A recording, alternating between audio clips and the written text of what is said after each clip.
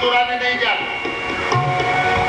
अरे अभी तो मेरा कन्हैया नादान है, कभी माखन चुराने की शिकायत करती हो, कभी झगड़े की शिकायत करती हो। मेरा कन्हैया किसी से झगड़ा नहीं करता। गोपी कहने लगी ब्रजरानी जी, इसी को तो दिखाने के लिए आपके कन्हैया को लेकर के आई हो, संभाल लो अपने लाल को। मैया को हंसी आ रही। मैया कहने लगी गोपी, ये तेरा जो हाथ भर का घूंघट है ना, इस घूंघट को उठा और फिर देख कि ये तेरा लाला है कि मेरा लाला। महाराज, जो गोपी ने अपना घूंघट उठाया और जो अपने देवर को देखा, गोपी का मुख तो लज्जा के कारण से नीचे हो। गोपी वापस चली। सुखदेव जी कहते राजा परी, आज जिस समय गोपी वापस चली, जैसे ही नंद महल से बाहर आए, महाराज प्रभु का चुप रहने वाले तत्काल प्रभु आए और सामने से गोपी के सामने पहुंच करके गूठा दिखाने लगे। कहने लगे, कौ भाभी कैसी रही? रहने दो लाला, आज आपने मैया के सामने ऐसा फजीता कर दिया।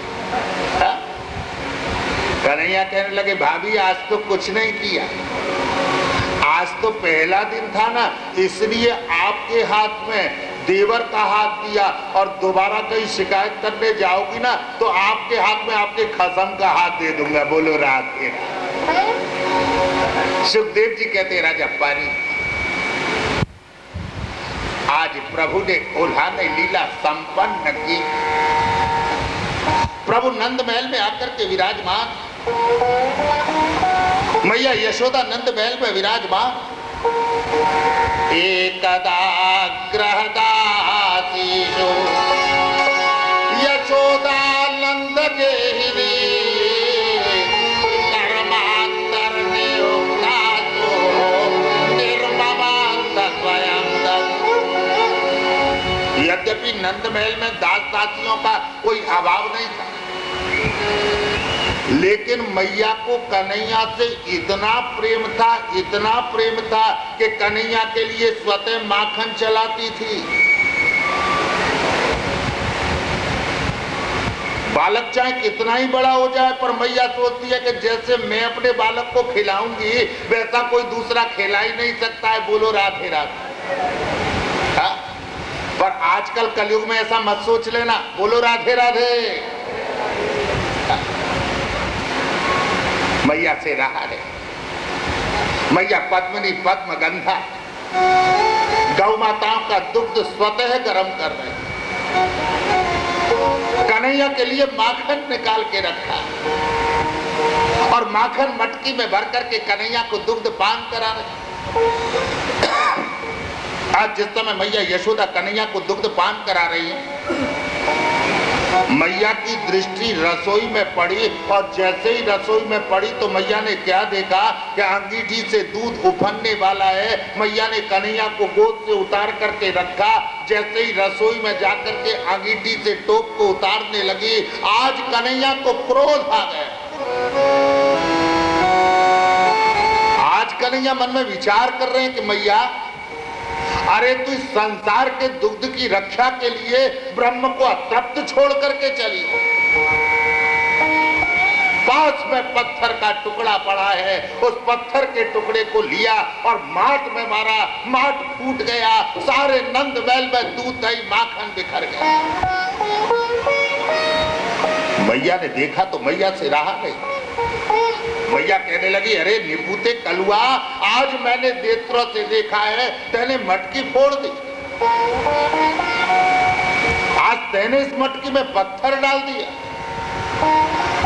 कन्हैया कहने लगे, भैया आज तो पत्थर का, आज के बाद पत्थर मत कह।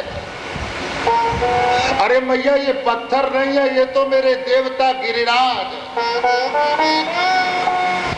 इनकी कृपा से ही तो रक्षा हुई है। मैया ने सोचा पता नहीं कोई अपराध हो गया क्या। मैया तत्क्षण मौन हो गए। कन्हैया को गोद में बिठाया और गोद में बिठा करके कहने लगी, कन्हैया ले थोड़ा सा माखन खा। कन्हैया की विशेषता है कि जब मैया माखन खिलाने को कहती है ना, तभी कन्हैया कहते हैं भूख नहीं। महाराज जिसको चोरी करके खाने की आदत पड़ जाए भला वो सामने कैसे खाए? बोलो राधे राधे। मैया पूछ रही है कि कन्हैया माखन खा ले तो भूख लगे। थोड़ी देर में देखा कि मैया तो अपने कार्य में लग गए। कन्हैया अंदर गए और अंदर जाकर के छीके पर माखन लटका हुआ है, माखन को उतारना चाहा, बार बार हाथ उठा रहे हैं, हाथ जाता नहीं है। पास में ओखली रखी है, ओखली के ऊपर चढ़े और ओखली के ऊपर चढ़ करके छीके से मटकी उतारी, माखन खाया। जो मटकी फोड़ी सामने से मैया यशोदा देख रही। आज मैया यशोदा से रहा नहीं। मैया कहने लगी कन्हैया आज तुझे छोड़ने वाली नहीं। सुखदेव जी कहते हैं राजा पारी, आज मैया ने हाथ में बैत ले लिया और बैत लेकर के कन्हैया के पीछे दौड़ रही है। सुखदेव जी कहते हैं राजा पारी कहता आज ब्रह्म आगे आगे दौड़ रहा है, पुष्टि भक्ति पीछे पीछे दौड़ रही है। आज मैया पसीने में लथपथ है, सारा शरीर कंपायमाल है। मैया ने बैत डाल दी। कहने लगी कन्हैया अरे आज तू पकड़ने में नहीं आएगा, लेकिन कन्हैया अब तुझे कुछ नहीं कहूंगी, एक बार तू मेरे पास आ। प्रभु ने सोचा कि अब तो मैया कुछ कहने वाली है नहीं। प्रभु जैसे ही मैया के पास में आए, सुखदेव जी कहते हैं राजा परीक्षित आज मैया ने कन्हैया को पकड़ लिया और नंद महल की डोरी ला करके कन्हैया को बांध रही है। जिस समय मैया यशोदा कन्हैया को नंद महल की डोरी से बांध रही है, तथापि द्वयंगुलो न्यूनम, ये 2 अंगुल रस्सी छोटी पड़ गई।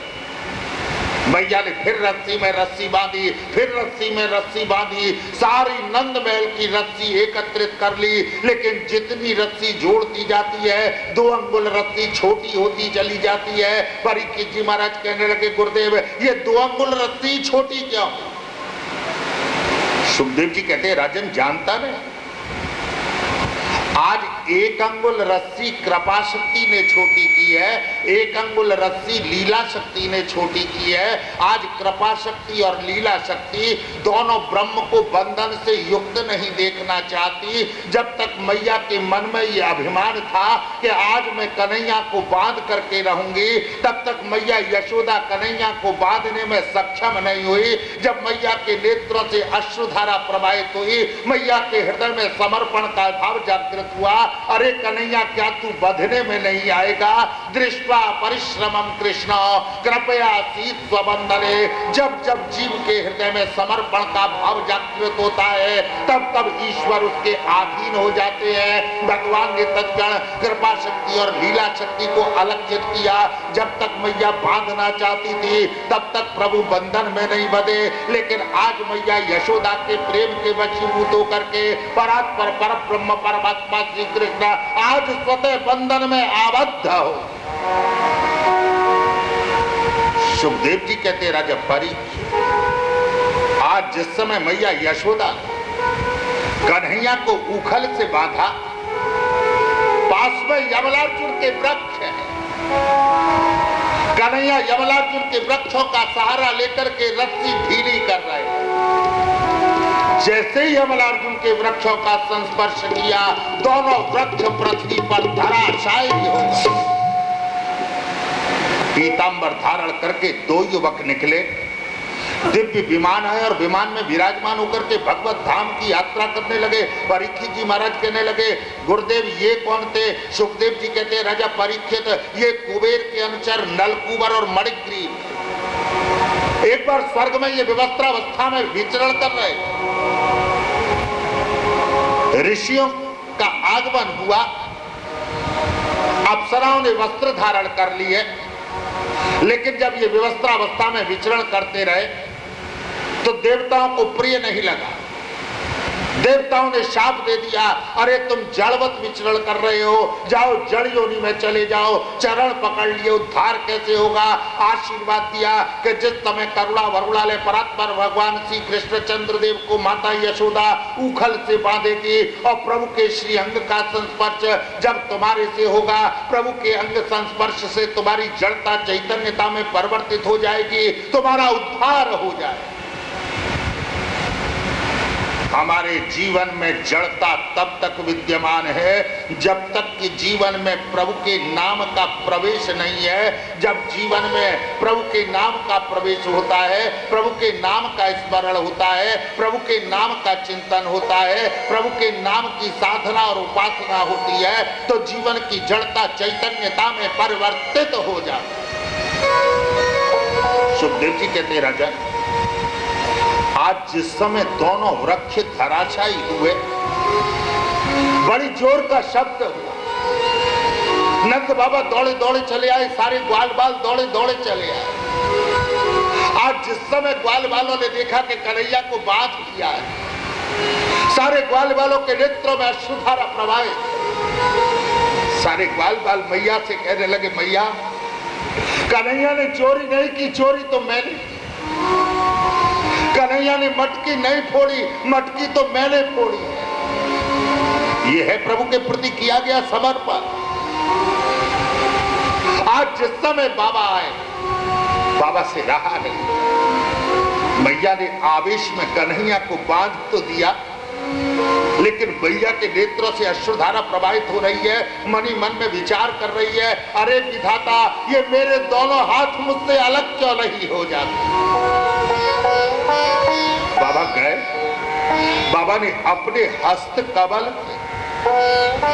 आज कन्हैया को बंधन मुक्त किया और बंधन मुक्त करके कन्हैया को हृदय से लगा करके गोद में बिठाया। गोद में बिठा करके कहने लगे, कन्हैया एक बात साची साची बता, कन्हैया तू किसका लाला। आज तक बाबा जब पूछते थे कन्हैया तू किसका लाला है, तो कन्हैया जी कहते थे मैया का लाला। बाबा की बड़ी इच्छा थी कि एक बार तो कन्हैया कहे कि बाबा मैं आपका लाला। सुखदेव जी कहते राजा, आज जिस समय कन्हैया से बाबा ने गोद में बिठा करके पूछा, कन्हैया तू किसका लाला है, मैया कह रही है कह मत देना कि तू बाबा का लाला। कन्हैया कहने लगे, बाबा सांची सांची बताओ, जब तक मैया ने बांधा नहीं था ना, तब तक मैया का लाला था, लेकिन बाबा आज से मैया का लाला नहीं हो, बाबा आज से तो मैं आपका लाला। बाबा प्रसन्न हो, कन्हैया को हृदय से लगा। मैया यशोदा के नेत्र में अश्रुधारा प्रवाहित हो। मैया यशोदा कहने लगी, कन्हैया अगर तू मेरा लाला नहीं रहेगा ना, तो कन्हैया मैं जीवित नहीं रहूंगी, और मैं जीवित नहीं रहूंगी तो तू मैया किसे कहे। प्रभु ने सोचा पता नहीं मैया को कुछ हो नहीं जाए। प्रभु कहने लगे, बाबा मैं आपका भी लाला हूं और मैया मैं आपका भी लाला। सुखदेव जी कहते राजा परीक्षित, आज कन्हैया ने बाबा और मैया दोनों के मन के मनोरथ को परिपूर्ण किया।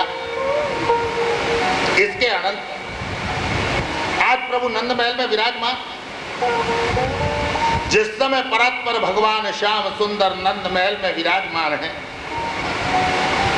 इतने में ये फल बेचने वाली आई, मस्तक पर फल से भरी हुई टोकरी, सारे ब्रज में आवाज लगा रही है, अरे कोई फल ले लो फल, कोई फल ले लो फल। दौड़े दौड़े कन्हैया गए। जैसे ही फल बेचने वाली ने कन्हैया को देखा, महाराज कन्हैया के दर्शन करते ही सब कुछ भूल गई। कन्हैया को निहार करके कहने लगी, कोई कन्हैया ले लो कन्हैया, कोई कन्हैया ले लो कन्हैया, कोई कन्हैया ले लो कन्हैया। कन्हैया जी दौड़े दौड़े गए और जाकर के कहने लगे, मैया मैया तू क्या कह रही है। फल बेचने वाली ने सोचा पता नहीं कुछ मुझसे त्रुटि हो। कहने लगी, लाला एक बात बता, तू फल लेगा। हाँ मैया। तो जा कुछ लिया। कन्हैया कहने लगे, मैया मेरी अंजलि में फल दे। सुखदेव जी कहते, राजा परीक्षित आज ये फल बेचने वाली कितनी भाग्यशालिनी है कि ब्रह्म इसके सामने हाथ फैला रहा है, अंजलि कर रहा है। जिस समय फल बेचने वाली ने फल दिए तो सारी टोकरी खाली हो गई, लेकिन कन्हैया की अंजलि नहीं भरी।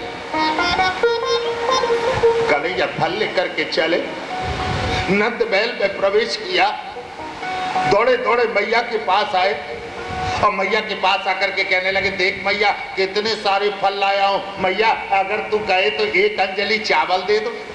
अरे कन्हैया जो इच्छा हो वो दे दो। महाराज कन्हैया ने एक अंजलि चावल लिए और एक अंजलि चावल लेकर के धीरे धीरे चले जा रहे हैं। धीरे धीरे चावल गिर रहे हैं, एक चावल केवल मात्र अंजलि में रह गया। फल बेचने वाली के पास में गए, कहने लगे मैया मैया ला अपनी टोकरी ला, देख कितने चावल लाए। फल बेचने वाली सोच रही है बड़ा भोला बालक, पर ये साधारण बालक नहीं लगता। जो टोकरी सामने की, सुखदेव जी कहते हैं राजा परीक्षित के अंदर सारी टोकरी रत्नों से आपूरित हो गई, परिपूर्ण। फल बेचने वाली समझ गई कि ये साक्षात नारायण है। आज फल बेचने वाली ने मन में विचार किया कि रत्नों को लेकर के जाने वाली नहीं हूं। अगर लौकिक रत्नों को लेकर के मैं चली गई तो अलौकिक रत्न परस्पर भगवान श्री कृष्ण चंद्रदेव को नेत्रों में बसाने से वंचित रह जाऊंगी। इसलिए सारे रत्न लिए कन्हैया के ऊपर नौछावर करके लुटा दिए। नेत्रों में करुणा वरुणा ले नीलकांत मणि साक्षात कृष्ण चंद्रदेव को विराजमान कर दिया। जीवन में नेत्रों में विराजमान करने का अवसर आए तो परस्पर भगवान श्याम सुंदर को विराजमान करो। सुखदेव जी कहते राजा परीक्षित, आज प्रभु ने फल विक्रयणी पर कृपा की और फल बेचने वाली के ऊपर वह कृपा करके नंद महल में पधारे। बाबा से कहने लगे बाबा बाबा अब वृंदावन चले। बाबा ने सारे ब्रजमंडल में उद्घोषणा करा दी कि कल प्रातः काल सारे ब्रजवासी, ब्रजग्वाल, ब्रजबाल, ब्रजगोपियां एकत्रित होकर के वृंदावन चलेंगे। आज जिस समय वृंदावन की ओर चले हैं, शकटई अर्धचंद्र व्रत, आज गोकुल से जिस समय रथ मुड़ रहे हैं, ऐसा लग रहा है कि आकाश में अर्धचंद्रमा दैदीप्यमान हो रहा है। जिस समय वृंदावन में प्रवेश किया, यमुना तट पर प्रभु पधारे हैं। कंस ने बकासुर नाम के दैत्य को भेजा, ये बकासुर बगुले का रूप धारण करके आया। जैसे ही प्रभु आगे बढ़े, चंचुपुट से इसने प्रहार करना चाहा। भगवान ने बकासुर के दोनों चंचुपुटों को लग दिया। बकासुर गोविंदाय नमः। एक ज्योति निकली जो प्रभु के श्री चरणों में विलीन हो गई। सुखदेव जी कहते राजा परीक्षित, इसके अनंत आज परस्पर भगवान श्याम सुंदर सीधा वृंदावन में विराजमान। जिस समय प्रभु वृंदावन में विराजमान, बाबा से कहने लगे बाबा बाबा गैया चराए। बाबा ने कहा कन्हैया अभी तुम छोटे हो। तो बाबा हम छोटे तो बछड़े भी छोटे, बाबा बछड़े चराएंगे। अभी प्रभु ने जिस समय कहा तो बाबा क्या करें। सुखदेव जी कहते राजा परीक्षित, आज कन्हैया बछड़े चराने के लिए जिस समय बछड़ों को लेकर के वृंदावन में ज्ञान गुदड़ी में पधारे, कंस ने अघासुर नाम के दैत्य को भेजा। यह अघासुर अजगर का रूप धारण करके आया। नीचे का ओष्ठ पृथ्वी से लगाया, ऊपर का होठ नवमंडल से लगाया। सारे ग्वाल बालों ने सोचा कि कैसी सुंदर गुफा है। सारे ग्वाल बाल बछड़े सहित प्रवेश कर गए। जिस समय भगवान कृष्ण ने देखा कि ग्वाल बाल और बछड़े नहीं है, नेत्र बंद किए, समझ गए। ताली बजाई और ताली बजा करके अघासुर के मुख में प्रवेश किया। अघासुर ने जैसे ही मुख बंद करना चाहा, भगवान ने अघासुर का गलत ग्रहण किया। अघासुर गोविंदाय नमः। सुखदेव जी के तेरा जपारी, इसके अनंत विप्राद वेणो जटर पटयो श्रृंग वेत्रे जगत्ये वामे पाणो मसलड़ कमलो तत्फलान्याङ्गुलेषु तिष्ठान् मध्ये स्वपरिसुहृदो आश्रयन्नार्म विश्वये स्वर्गे लोके मिषति बुभुजे यज्ञमुखबालके। अगले दिवस कृष्ण बलराम सारे ग्वाल बालों के साथ आज जिस समय बछड़े चराते हुए वृंदावन में ज्ञान गुदड़ी में प्रवेश कर रहे हैं, मध्याह्न की बेला सारे ग्वाल बालों के साथ में कन्हैया सहभोज कर रहे हैं। जिस समय कन्हैया सहभोज कर रहे हैं, देखते देखते बछड़े अलक्षित हो गए। जब ग्वाल वालों ने देखा कि बछड़े नहीं है, ग्वाल बाल बछड़ों को खोजने के लिए गए तो ग्वाल बाल भी अलक्षित हो गए। आज ब्रह्मा जी महाराज की बुद्धि में विकार आ गया। ब्रह्मा जी महाराज ने मन में विचार किया कि वास्तव में ये कृष्ण नारायण है अथवा नहीं, इसलिए कृष्ण की परीक्षा करनी चाहिए। ब्रह्मा जी महाराज बछड़ों का हरण करके ले गए, ब्रह्मा जी महाराज ग्वाल बालों का हरण करके ले गए। जिस समय परात्पर भगवान श्याम सुंदर आज नेत्र बंद करके निहार रहे हैं, प्रभु समझ गए कि ब्रह्मा ने बछड़ों का हरण किया है, ब्रह्मा ने ग्वाल बालों का हरण किया है। आज तत्क्षण भगवान ने जितने बछड़ों का हरण हुआ उतने बछड़ों का स्वरूप धारण किया, जितने ग्वाल बालों का हरण हुआ उतने ग्वाल बालों का स्वरूप धारण किया। ब्रह्म एक स्वरूप से बछड़ा बना है, एक स्वरूप से ग्वाल बाल बना है, एक स्वरूप से ग्वाल बाल और बछड़ों के साथ में स्वयं विचरण कर रहे हैं। सुखदेव जी कहते हैं, राजा परीक्षित, आज जिस समय प्रभु बछड़े बने हैं, गिरिराज की तलेटी से गौ माताएं जब देखती हैं, रमाने लगती हैं, आकर के दुग्ध पान कराती हैं। संध्या के समय हियो हियो हियो कहकर जिस समय प्रभु थिरक में बांधते हैं, आज गौ माताएं बछड़ों को नहीं छोड़ती हैं, माताएं ग्वाल बालों को नहीं छोड़ती हैं। कौन ऐसा अधम जीव होगा जो ब्रह्म के संस्पर्श का त्याग करे? सुखदेव जी के तेरा जब परी 1 वर्ष व्यतीत हो गया, ब्रह्मा ने मन में विचार किया कि अब जरा ब्रज में देखना चाहिए कि कृष्ण की क्या अवस्था है। आज जिस समय ब्रह्मा जी महाराज सीधा वृंदावन में आए तो ब्रह्मा ने क्या देखा कि यथावत बछड़े हैं, यथावत ग्वाल बाल। ब्रह्मा ने मन में विचार किया, ये कन्हैया जन्म का चोर है। मैं वृंदावन में आया हूं, ये ब्रह्मलोक से बछड़े और ग्वाल बालों को चुरा लाया हूं। ब्रह्मा जी महाराज पुनः ब्रह्मलोक में गए। जब ब्रह्मलोक में गए तो यथावत बछड़े, यथावत ग्वाल बाल। ब्रह्मा जी महाराज मन में विचार कर रहे हैं कि मेरे भय से छोड़ गया होगा। सुखदेव जी कहते, राजा आज सारे दिन ब्रह्मा की यही स्थिति रही, कभी ब्रह्मलोक में, कभी वृंदावन में, कभी ब्रह्मलोक में, कभी वृंदावन में। आज प्रभु को दया, प्रभु ने ब्रह्मा की मति भ्रम की निवृत्ति कराई। तत्क्षण ब्रह्मा जी महाराज को स्मरण हुआ, मुझसे अनर्थ हो गया, अरे ये तो साक्षात नारायण है। ब्रह्मलोक से सारे बछड़े और ग्वाल बालों को लेकर के आए, आकाश गंगा का जल लाए और भगवान की स्तुति करने लगे। नौमेद्यते ब्रवपुषे तटिदापराय गुंजावतंस परिपेक्षलसन्मुखाय वन्द्याश्रजे कवलवे स्रविशालवेणो लक्ष्मणे मृदुपदे पशुपांगजाय। आज ब्रह्मा जी महाराज ने स्तुति की, हे नाथ, संसार में अगर कोई स्तुति करने के योग्य है तो केवल आप। आज मैंने आपके ऊपर में माया का प्रयोग किया, हे नारायण मेरे अपराध को क्षमा कर।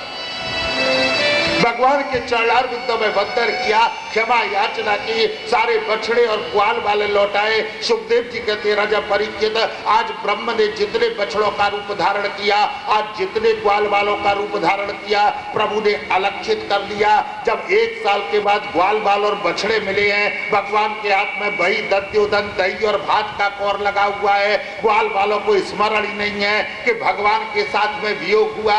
आज सारे ग्वाल बाल और बछड़ों को लेकर के प्रभु पधारे हैं और बछड़ों को खिरक में बांधा। सुखदेव जी कहते, राजा पारी, इसके अनंत कल गोपाष्टमी का दिवस, प्रभु को 1 वर्ष बछड़े चराते चराते हो गए। प्रभु ने विचार किया कि कल से गौचारण लीला का शुभारंभ करना चाहिए। ततश्च पौगण्डवयाश्रितौ व्रजे बभूवतोस्तौ पशुपालसम्मतौ गाश्चारयन्ति सखिभिः समं पदैः वृन्दा वने पुण्यमतीव चक्रतु। आज कन्हैया बाबा के पास गए और बाबा के पास जाकर के कहने लगे, बाबा बाबा 1 वर्ष बछड़े चराते हो गए, बाबा कल से गौचारण कर। बाबा तुम और कन्हैया समझ गए कि बाबा ने स्वीकृति दे। महाराज प्रातः काल हुआ, कारी कामर धौरी धूमर गौ माताओं को सजाया, सोने के सींग लगाए, चांदी की खुर पहनाए, तांबे की ताम्र पृष्ठी धारण कराई, मोतियों की झालर धारण कराई और झालर धारण करा करके आज प्रभु गौ माताओं की पूजन कर रहे हैं। और गौ माताओं का पूजन करके सारे ग्वाल बाल एकत्रित होकर के आज गौचारण करने के लिए गौ माताओं को अपने साथ में लेकर के सीधा वृंदावन में चल रहे हैं। गोपाष्टमी को शुभ दिवस यशोदा जी को लाल गाय चरावर जात है संग गोपन के बाल।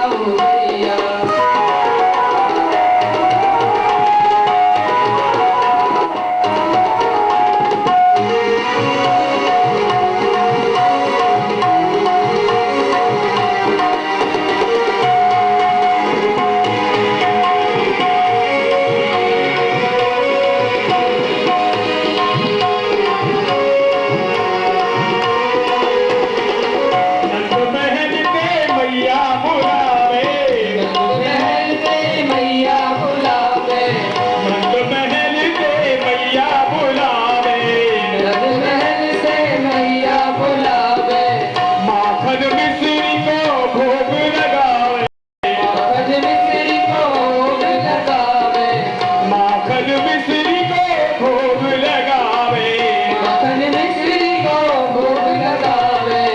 नंदलाल जो को छैया संग बलदाऊ भैया,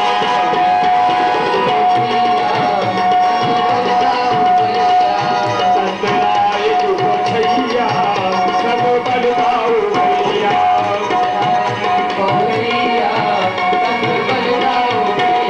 कैया चलावे कन्हैया संग बलदाऊ भैया, कैया चलावे कन्हैया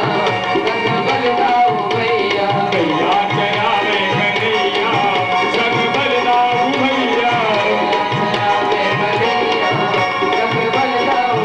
संग बलदाऊ भैया, संग बलदाऊ भैया।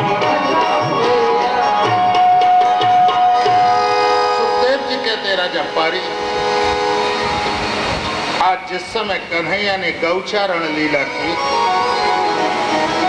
प्रभु ने गोपालन किया, इसलिए प्रभु के नाम में एक और वृद्धि हुई, प्रभु का नाम गोपाल हुआ। बोलिए गोपाल कृष्ण भगवान की जय। आज जिस समय प्रभु गौचारण कर रहे हैं, गौचारण करते करते प्रभु की दृष्टि यमुना के जल पर पड़ी। यमुना का संपूर्ण वातावरण प्रदूषित है। यमुना के जल में काली नाग निवास कर रहा है। प्रभु ने विचार किया कि जो मेरी क्रीड़ा स्थली है, जो मेरी क्रीड़ा स्थली है,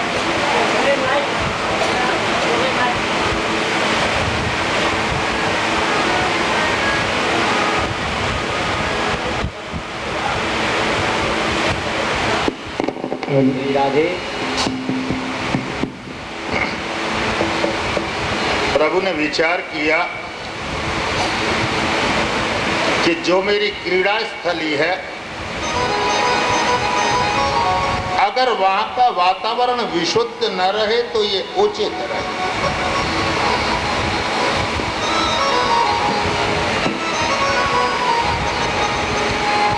काली के निवास के कारण से संपूर्ण वातावरण निर्जन है।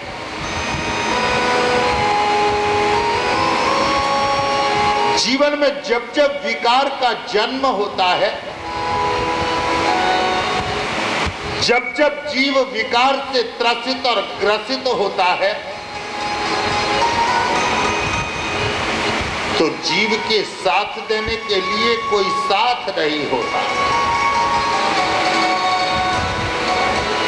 संसार के वायु प्रदूषण से मुक्त होने के लिए तो अनेक संयंत्रों का जीव उपयोग कर सकता है, लेकिन अंतर्मन, अंतर्चित्त, अंतर्वृत्ति, अंतर्बुद्धि, अंतर्भाव के प्रदूषण रूपी विकार को नष्ट करने के लिए संसार का कोई संयंत्र काम में आने वाला नहीं।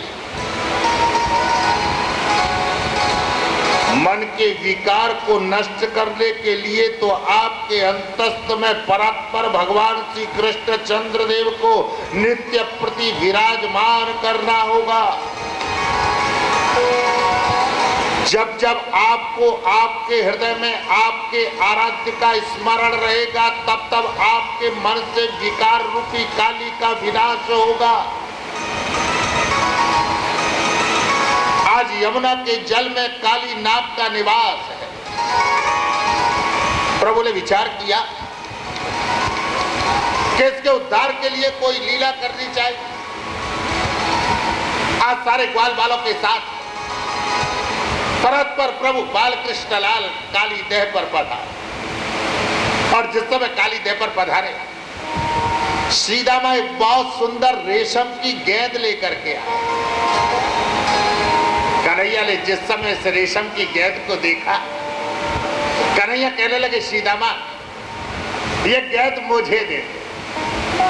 सीधामा कहने लगा, कन्हैया तेरा क्या भरोसा, अरे तुझे मैंने गेंद दी और तैने गेंद का टोल कहीं काली देह में मार दिया तो मेरी तो गेंद भी चली जाए।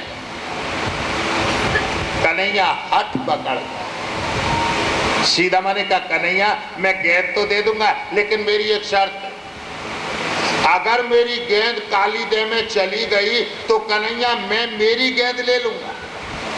भगवान ने स्वीकृति दी। भगवान को तो काली देह में कूदना ही है, केवल निमित्त सीधामा की गेंद को बनाना। सुखदेव जी कहते राजा परीक्षित, आज तत्काल करुणा वरुणालय परत पर भगवान श्याम सुंदर सीधामा से गेंद लेते हैं और सीधामा से गेंद लेकर के सारे ग्वाल वालों के साथ में गेंद से खेल रहे हैं।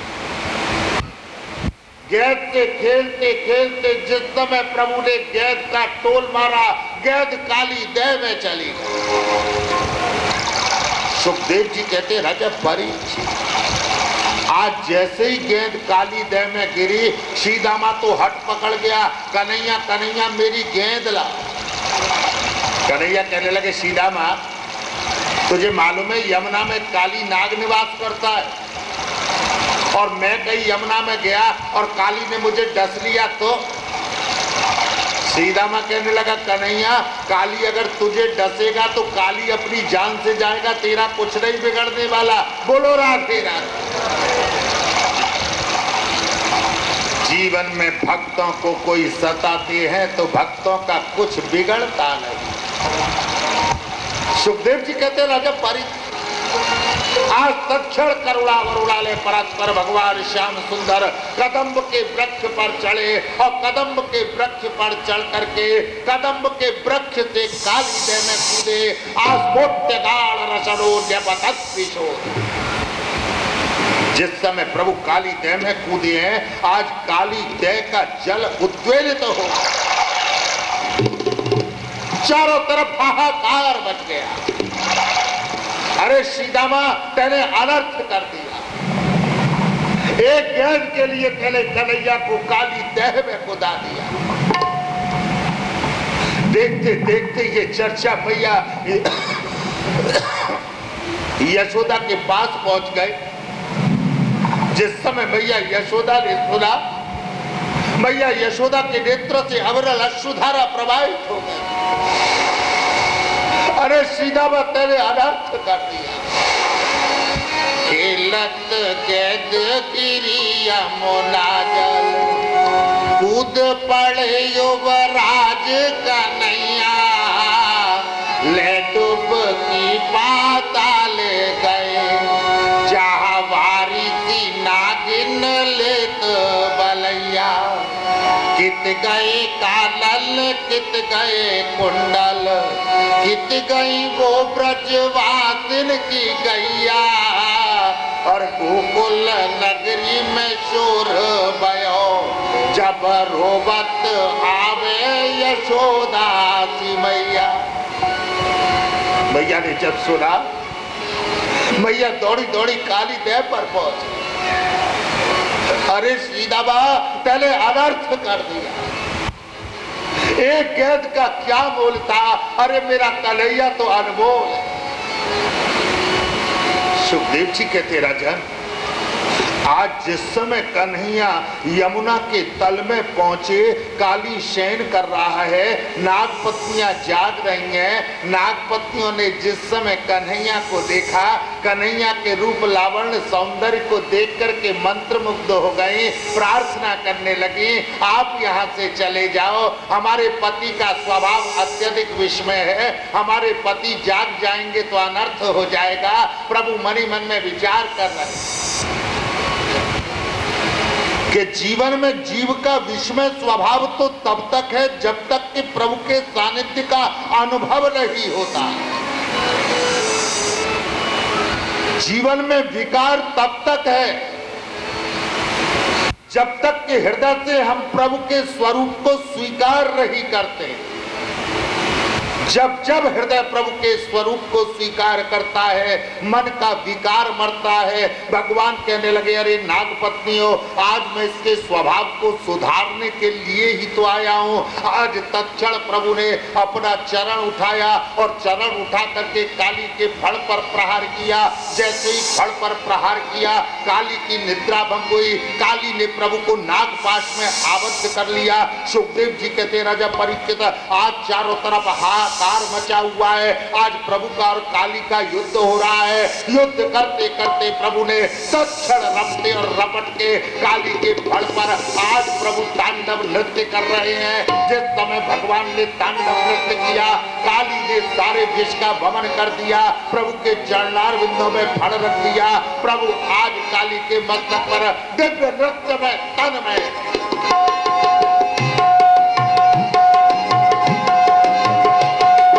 तांडवगति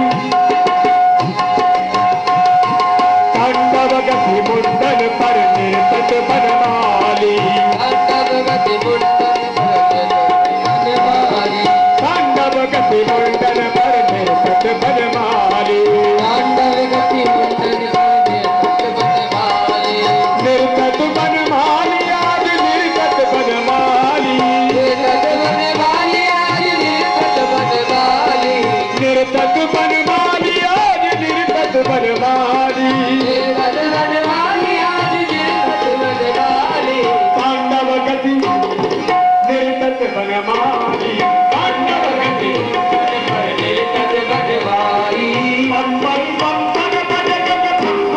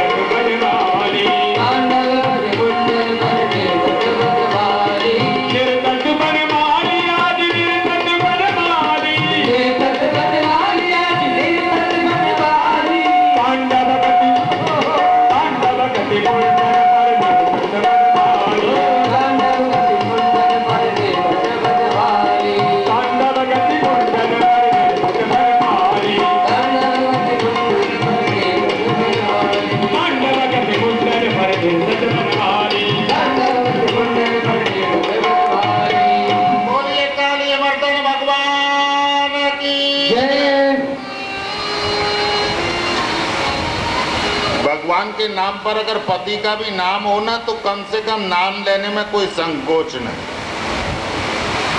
वैसे आजकल तो कोई संकोच करता ही नहीं है। आजकल तो नाम ऐसे लेती हैं जैसे नामकरण संस्कार में यही पधारी हैं, बोलो राधे राधे।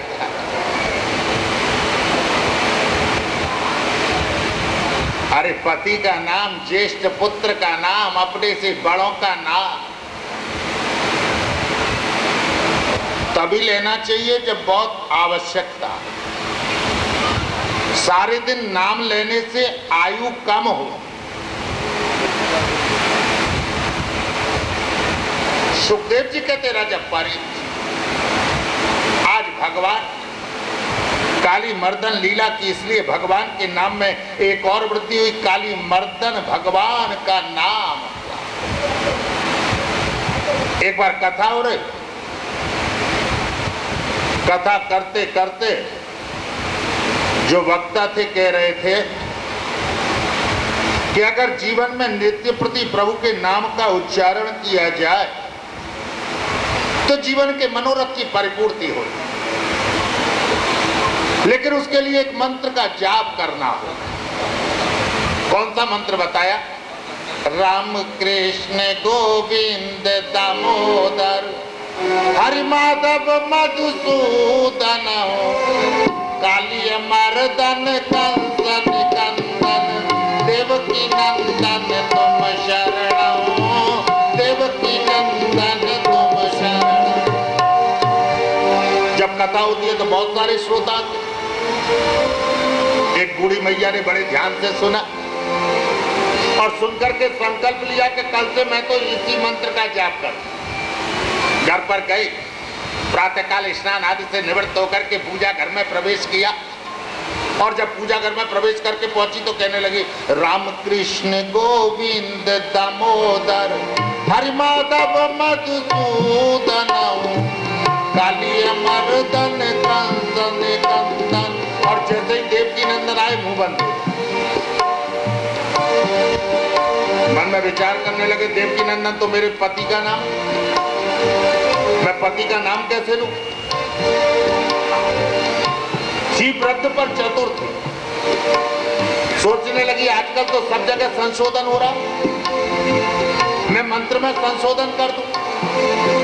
मंत्र में संशोधन कर दिया, राम कृष्ण गोविंद दामोदर हरि माधव मधुसूदन कालिय मर्दन कंस निकंदन चंपो के चाचा तुम शरण, चंपो के चाचा तुम शरण। इसकी एक बेटी थी, उसका नाम था चंपा, लाड़ में कहती थी चंपो, और बेटी पिता को कहती थी चाचा। उसने कहा देवकी नंदन न कह करके चंपू के चाचा तुम शरणम। अरे ऐसा बोलने की जरूरत नहीं है, आप प्रेम से भगवान का नाम लो। बोलो काली मर्दन भगवान की जय। सुखदेव जी कहते राजा पारी, इसके अनंतर वर्षा ऋतु का आगमन हुआ। कंस ने मुंजा टबी में अग्नि का संचार किया। भगवान ने आज गौ और गोप बालकों की रक्षा के लिए दावानल अग्नि का पान किया।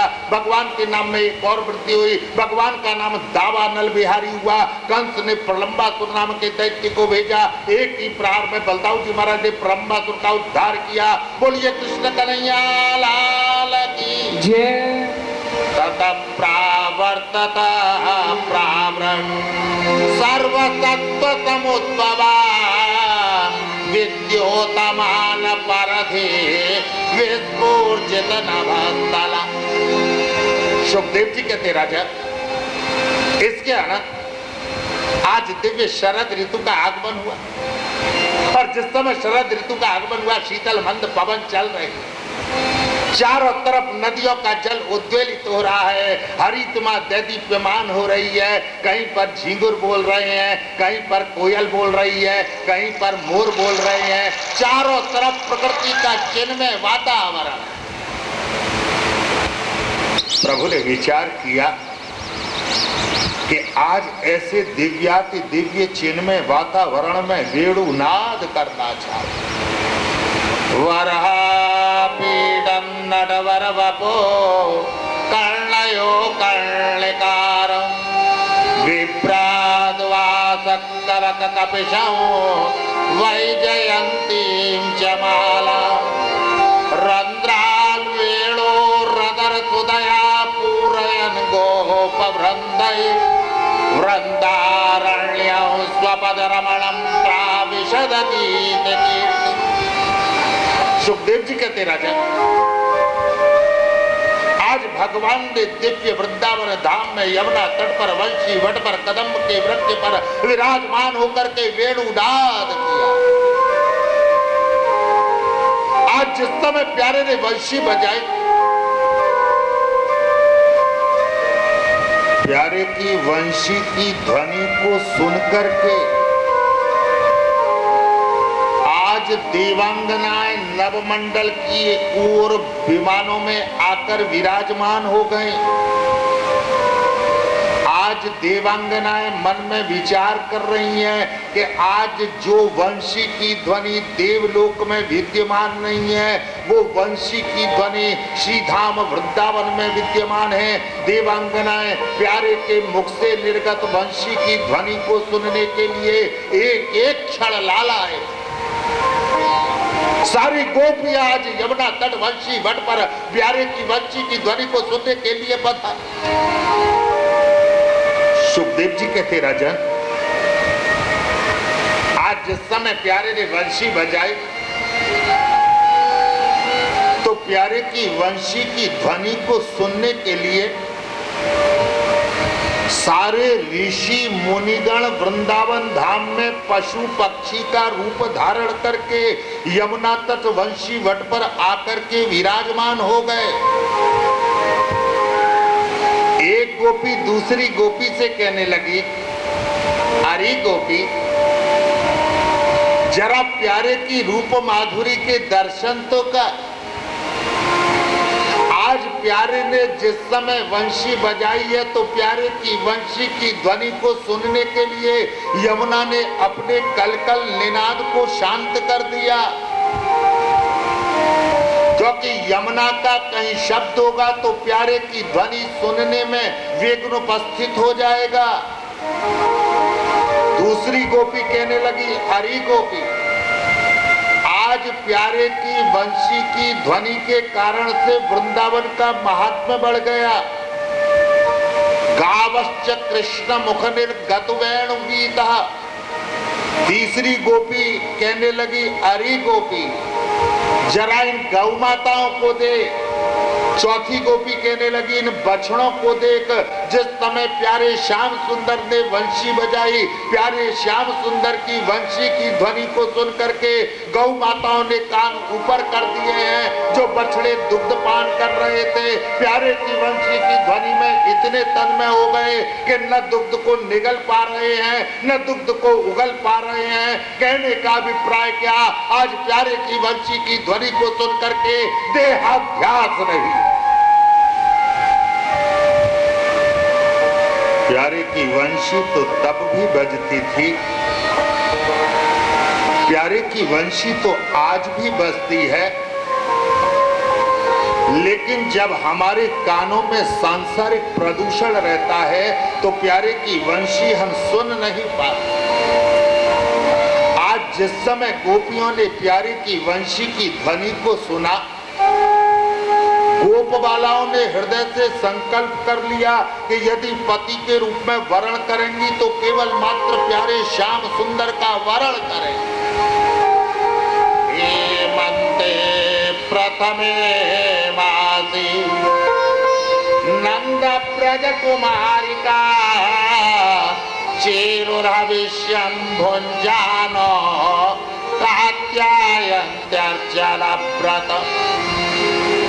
सुखदेव जी कहते राजा, आज हेमंत ऋतु का आगमन हुआ और जिस समय हेमंत ऋतु का आगमन हुआ सारी गोपबाला प्यारे श्याम सुंदर को पति के रूप में वरण करने के लिए दिव्य व्रत कर रही है। एक ही मंत्र का जाप कर रही है, कात्यायनी महामाये महायोगिन्यधीश्वरी नंद गोप सुतम देवी पतिम मे कुरुते नमः। जिस कन्या के विवाह होने में विलंब होता हो, अगर नियमित रूप से इस मंत्र का जाप करे तो निश्चित रूप से योग्य वर और घर की प्राप्ति होती है। आज गोपबालाओं ने जाप किया, लेकिन जिस समय गोपबालाएं इस मंत्र का जाप कर रही हैं तो जाप करने में गोपबालाओं से त्रुटि हो रही है। प्रातः काल उठती हैं, यमुना में विवस्त्रावस्था में स्नान कर रही हैं। प्यारे श्याम सुंदर ने मन में विचार किया, अगर ये गोपबालाएं विवस्त्रावस्था में स्नान करती रहीं तो इनका मनोरथ परिपूर्ण नहीं होगा। आज प्रातः काल प्यारे श्याम सुंदर यमुना तट वंशी वट पर गए हैं। जिस समय गोपबालाएं यमुना में स्नान कर रही हैं, वस्त्र घाट पर रखे हैं। प्यारे श्याम सुंदर ने वस्त्र उठाए और वस्त्र उठा करके कदम्ब के वृक्ष पर लगा दिए।